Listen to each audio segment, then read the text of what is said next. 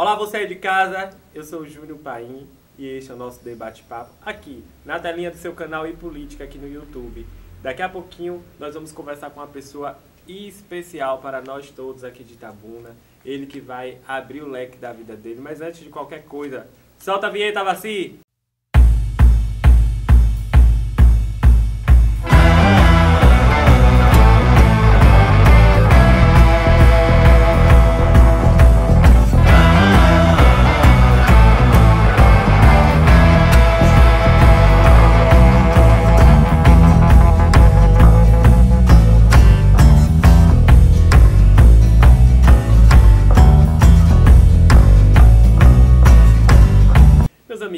Vocês sabem que o nosso debate-papo entrevista todo tipo de especialista, todo tipo de gente. A gente está aqui para falar de gente. E do meu lado hoje, aqui no canal, nós já entrevistamos artistas, psicólogos, médicos, enfermeiro, político, pedagogo. Hoje nós temos mais um psicólogo aqui do nosso lado, mas hoje já é para falar de uma outra situação. Eu estou com o João Lopes, ele que é psicólogo, neuropsicólogo, com 27 anos apenas, que tem feito um belíssimo trabalho aqui em Itabuna. João, seja bem-vindo ao nosso debate-papo. Muito obrigado. Bom, primeiro eu gostaria de agradecer a oportunidade de falar não só sobre a questão da rede social, mas da profissão em si. Eu acho que é sempre bom a gente estar falando um pouco sobre a nossa profissão e disseminando esse conhecimento que a gente acaba não tendo acesso tão fácil quanto a gente gostaria. Então, é sempre bom, então agradeço a oportunidade. Eu sei que a vida é um pouquinho corrida e acaba que eu dei alguns vácuos aí. Gente, foi a coisa mais difícil marcar, viu? Foi a coisa mais difícil, mas já que está aqui, vamos usar e abusar. Exatamente. João, por que psicologia? Bom, antes eu gostaria de dizer que não é pessoal, não foi só com você. Fique tranquilo. Na verdade, a minha vida ela é toda assim. Eu sou igual a música de Marília Mendonça, eu sempre supero. Minha namorada não suporta porque ela diz que ela gosta de tudo marcado e eu sou essa pessoa que vai fazendo as coisas assim, uma atrás da outra, planeja, mas aí eu deixo a flexibilidade. Ela ou deve ser capricorniana igual a mim ou um signo bem parecido, porque eu também sou de marcar as coisas e eu gosto de planejar tudo. Tudo na minha vida é planejado. Mas tudo bem, estamos aqui hoje para entrevistar João. João, por que psicologia? Bom, na verdade, eu acho que eu posso começar essa resposta dizendo por que não psicologia, né?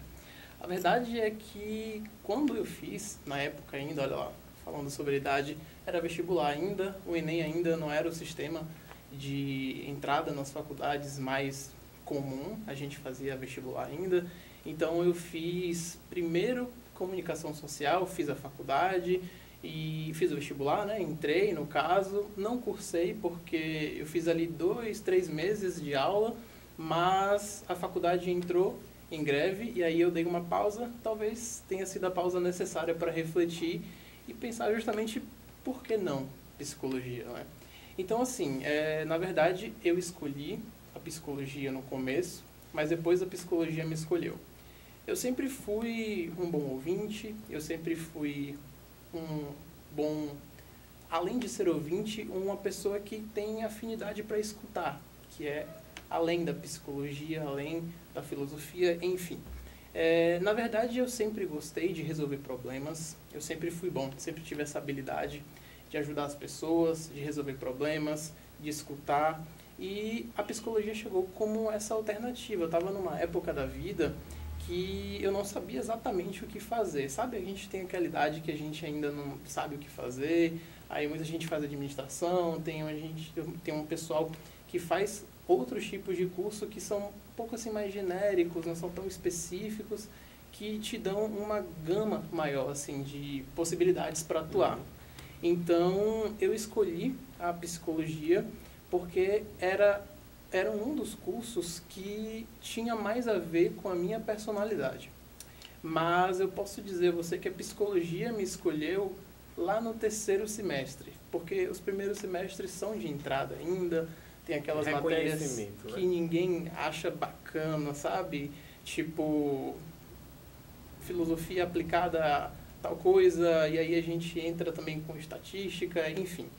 E aí a psicologia me escolheu e eu abracei a psicologia ali pelo 3º semestre. Mas é natural e é uma coisa que muita gente, na verdade, me pergunta se eu sempre soube que eu queria fazer psicologia, e a verdade é que não. A verdade é que a psicologia chegou para mim, assim como eu cheguei para a psicologia. Foi uma coisa meio que de encontro. Então fica também aí o recado para quem estiver nos assistindo, para quem estiver nos ouvindo, que não necessariamente você precisa sempre saber ou sempre ter aquela vocação. Às vezes a profissão vem um pouquinho mais tarde. Hoje você atua de qual forma a sua profissão? Você atende em consultório? Como é o seu trabalho? Como é desenvolvido o seu trabalho de psicólogo? Legal. Então, eu gostaria de dizer assim, primeiro que a minha profissão, ela encaminhou assim, para um lado que eu nunca imaginei. Né? Hoje eu atuo, com certeza, ali com a parte clínica de psicologia mesmo, atendo bastante transtornos depressivos, ansiosos, a parte da clínica mesmo. Na clínica física mesmo, ali naquele lugar onde você vai, o paciente vai. E faço avaliação neuropsicológica também na clínica, só que a maioria dos meus pacientes, 85% dos meus pacientes, eu atendo online justamente por essa questão dessas mídias sociais maravilhosas que a gente tem. E como começou esse trabalho na rede social? Gente, eu descobri ele através da rede social. Vejam só, um amigo meu, um dia eu estava passando por uma fase assim meio que complicada, e aí um amigo meu veio com um pensamento, desses cardzinhos de pensamento, e mandou para mim. O que ele mandou era tudo aquilo que eu estava naquele momento precisando ler, compreender e interiorizar. E aí eu peguei aqui, compartilhei. Quando eu achei que fosse de algum psicólogo, alguém que não fosse daqui, fosse até do eixo Rio-São Paulo, que são esses psicólogos mais bombados e tal. Quando eu fui olhar, eu vi que era de Itabuna. Aí eu falei, não, gente. Aí eu fui olhar a rede social, eu falei, não me seguiu de volta, tudo bem, mas nós temos que trazer esse cara para que Itabuna possa conhecer e a gente precisa botar o trabalho dele em pauta. Então, assim, como é que começou os conselhos, os seus atendimentos via rede social? Começou assim, de uma forma bem improvável. Eu sempre pensei em fazer alguma coisa que eu pudesse ajudar mais pessoas do que somente na clínica. Porque, querendo ou não, a gente sabe que é um recurso, de certa forma, caro e proibitivo para muitas pessoas. Né? Não é fácil você tirar ali uma parcela do seu salário para você investir no seu crescimento pessoal, e eu sei que isso é muito difícil. Então eu sempre pensei na possibilidade de fazer alguma coisa para ajudar mais pessoas. E aí você tem que pensar no custo-benefício. Eu pensei assim, poxa, eu posso atender social de graça, sim, mas o tempo é curto e eu não vou conseguir ajudar muitas pessoas. E aí foi justamente que apareceu rede social, onde eu podia alcançar muita gente e poderia doar meu tempo com uma certa flexibilidade. No começo não tinha nada a ver com atendimento online, no começo não tinha nada a ver com profissionalizar o profissional, a mim mesmo, naquela parte de rede social. Era mais para entregar conteúdo para as pessoas e apenas. E foi crescendo, sabe? Eu nunca imaginei que teria, assim, 50 mil seguidores, 60. Eu, quando cheguei em 10, fiquei feliz. Eu também, muito feliz. Por sinal, quando eu pude adicionar aquelas ferramentas que dão um upgrade assim na vida da gente, é muito bom. Mas a verdade é que eu pensei que teria assim, vai ter minha namorada, minha mãe, umas pessoas ali da família e mais uns amigos e tal, e por aí iria ficar. Não imaginei que cresceria da forma que cresceu. Mas o objetivo sempre foi esse. Desde a faculdade, queria ajudar e queria ajudar além do que a clínica e do que um atendimento com uma pessoa só pode ajudar. E aí apareceu justamente isso, com textos, vídeos. Primeiro era só texto, né? Ainda tinha aquela vergonha, não aparecia nos stories e tal, como todo mundo tem, é o processo que todo mundo passa. Mas a verdade é que foi um texto, uma frase, aí algumas perguntas, respondi algumas perguntas também do pessoal. E aí com o tempo eu fui ficando mais familiarizado um pouquinho com a questão de aparecer, de se mostrar. E aí com esse tempo fui desenvolvendo também outros tipos de conteúdo, assim como vídeos, lives e por aí vai. O direct bomba? Muito. Muito.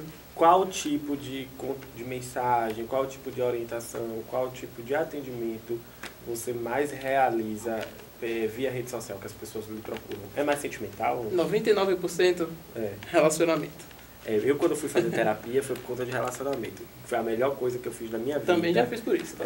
Recomendo a qualquer um que esteja passando qualquer situação que vá para o terapeuta. E se for algo relacionado a relacionamento afetivo, melhor ainda. Hoje eu sou uma pessoa 100%, eu fui entender que eu não preciso de metade de laranja, que eu sou uma laranja completa. Exatamente. Só através da terapia.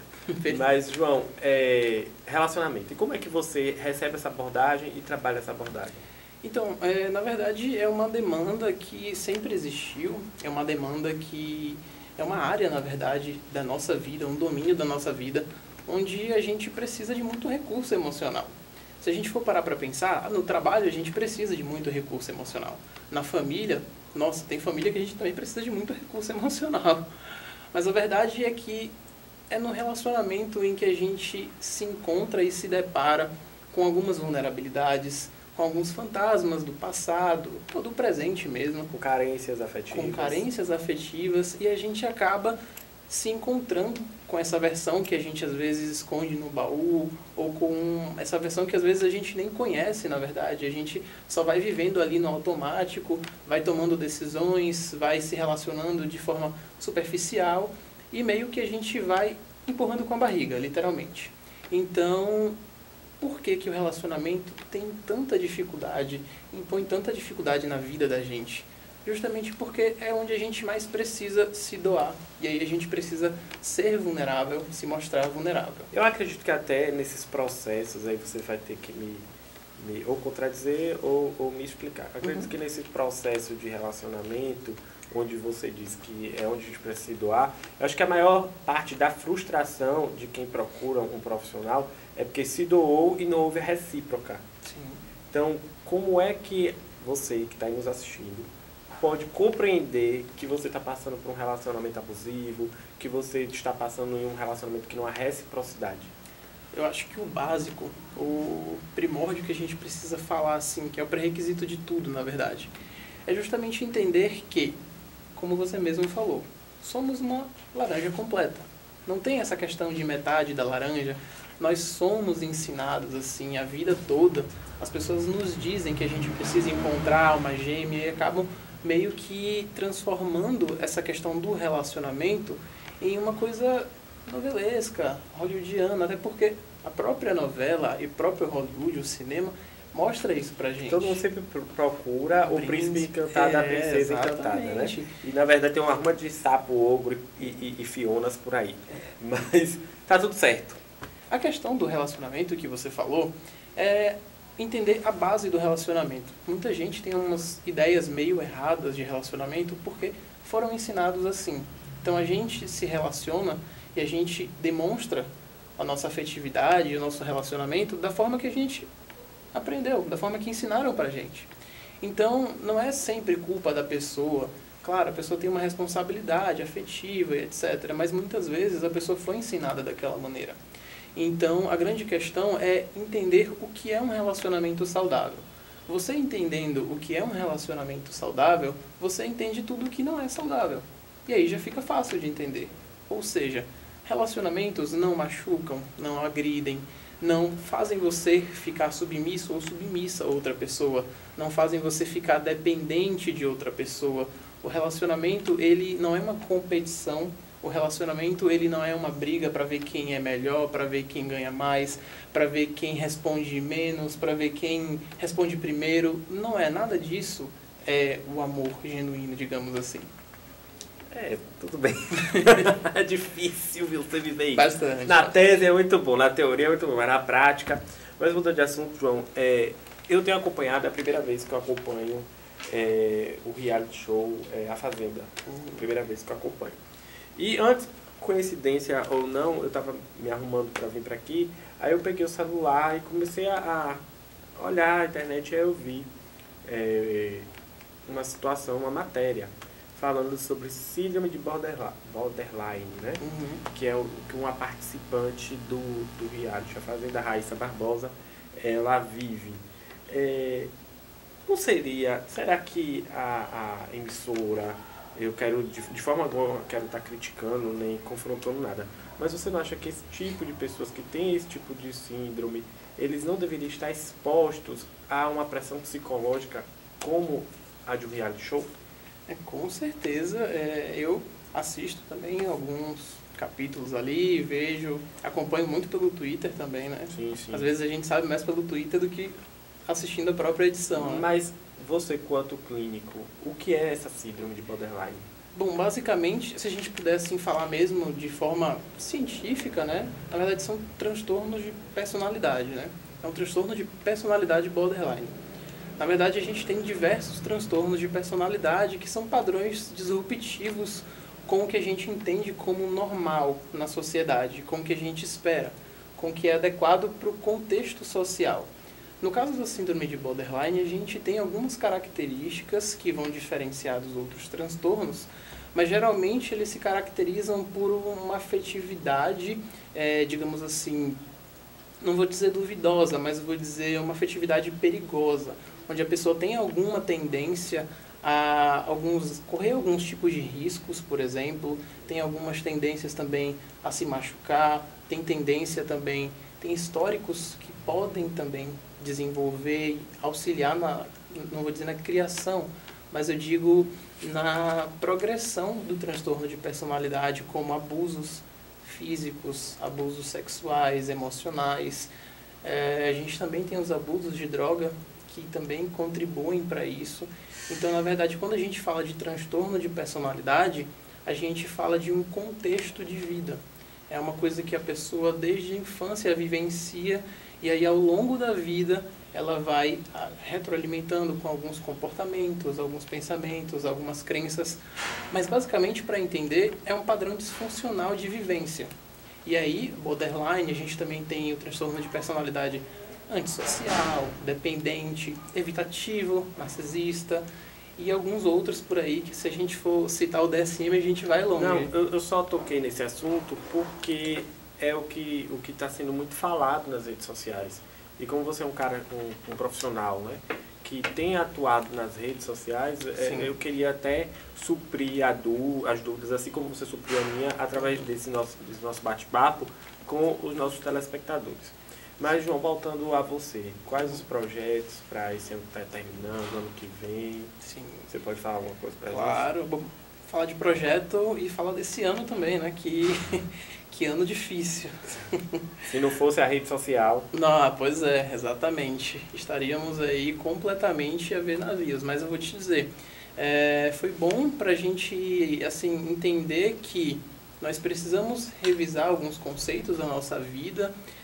Eu acho que assim, não dá para dizer, foi bom, aconteceu assim. Eu posso dizer que temos algumas coisas boas para tirar dessa situação. Acho que muitas coisas boas. Eu acho que até o autoconhecimento, né? Com certeza, com certeza. Cada ser humano, cada indivíduo teve a oportunidade de se autoconhecer, mesmo que não quisesse. É verdade.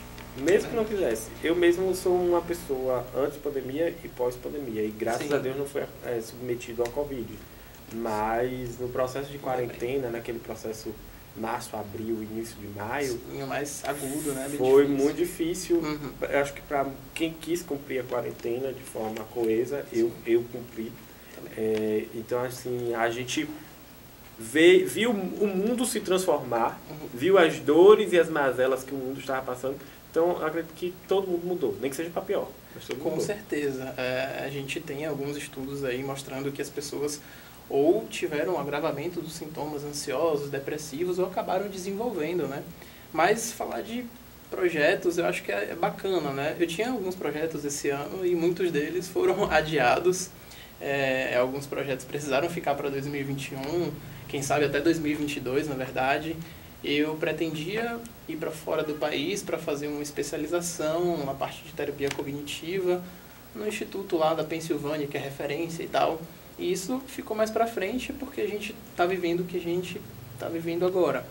Mas, assim, de projeto mesmo que eu tenho em mente, que eu estou executando, tem um livro para poder sair, um específico para relacionamentos, e tem um outro livro que também já tem um tempo que eu estou trabalhando nele, que é sobre ansiedade, sobre como a gente lidar com sintomas ansiosos, o que é ansiedade como a gente pode conviver com a ansiedade, o que a gente tem que fazer quando a gente se sente ansioso.